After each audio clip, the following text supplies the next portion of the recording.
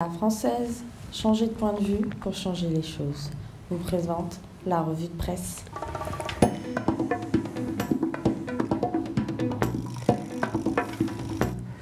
Georges, bonjour. Par quoi débutez-vous cette revue de presse? Bonjour Jean-François. Commençons par une conséquence des marchés financiers que vous avez évoqué à l'instant avec Nadine Trémolière. L'euphorie ambiante semble monter à la tête des épargnants. Selon une étude réalisée par Natixis IM, leurs espérances de gains sur le long terme est tout simplement de 14,5% net par an, corrigé de l'inflation.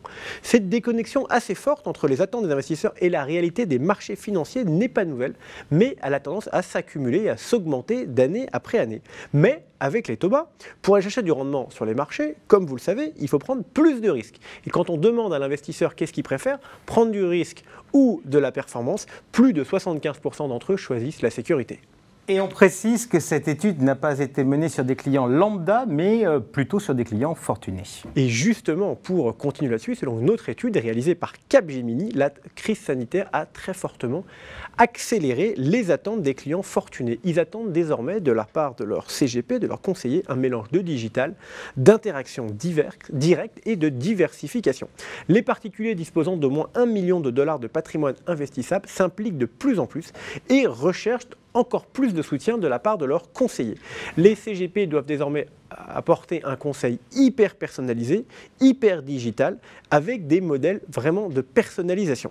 Et avec la flambée actuelle des marchés financiers, enfin flambée actuelle de la bourse, ils cherchent de nouveaux moyens de diversification avec entre autres les SPAC et les crypto-monnaies.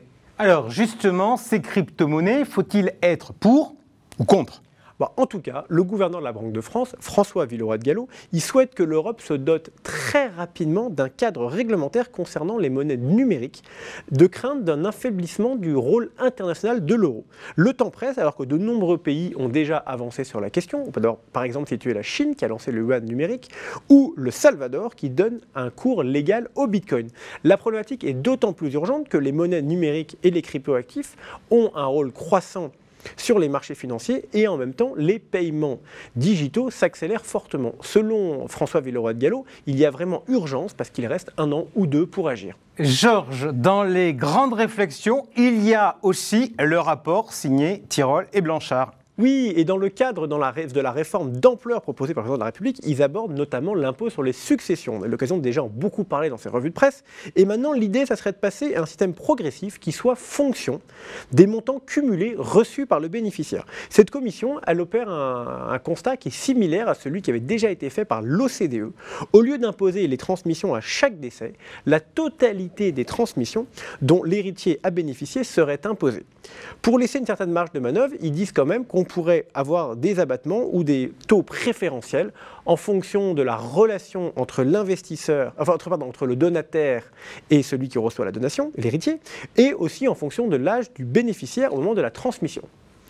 Une alternative est également proposée qui serait de trancher dans les exonérations actuelles, notamment dans une exonération bien connue de la part des CGP qui est l'assurance vie. Je suis prêt à mettre ma main à couper qu'on risque de beaucoup en reparler, surtout à cause des élections présidentielles.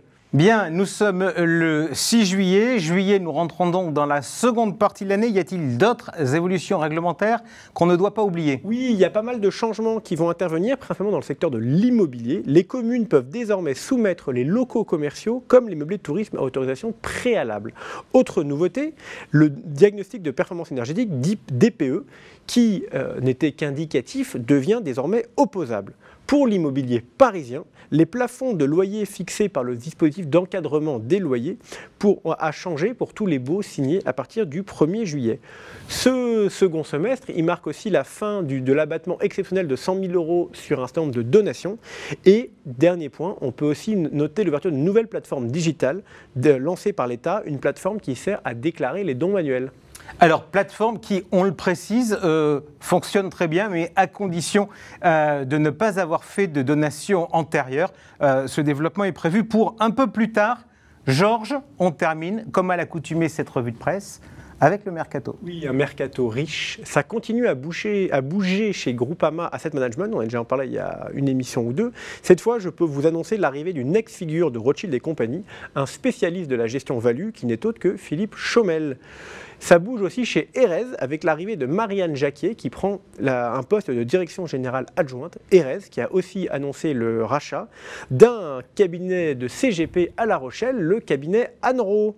Sans transition, on va passer à une nouvelle rubrique qu'on va appeler la rubrique concentration. Nous avons beaucoup de rapprochements sur le marché.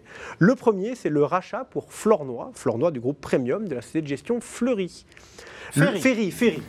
Le second, c'est la forte croissance d'Harvest, qui avait déjà racheté il y a quelques semaines ou quelques mois Fidroy, qui désormais a annoncé le rachat de Cantalis.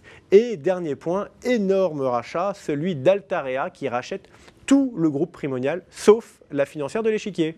Merci beaucoup, Georges.